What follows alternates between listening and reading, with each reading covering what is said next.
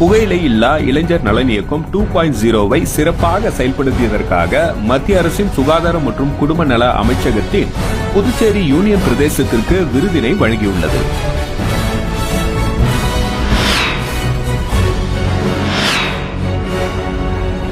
ஜிப்மரின் 100 முதுநிலை உள்ளிருப்பு மருத்துவர் பணிக்கு ஆன்லைன் தேர்வு ஜூலை 27ஆம் தேதி நடைபெறும் என அறிவிக்கப்பட்டுள்ளது.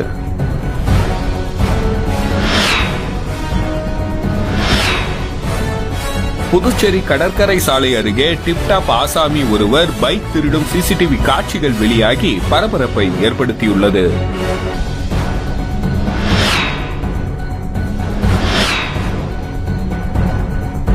புதுச்சேரி சமுதாய கல்லூரியில் விண்ணப்பிப்பதற்கான காலக்கெடு வரும் 30ஆம் தேதி வரை நீட்டிக்கப்பட்டுள்ளது.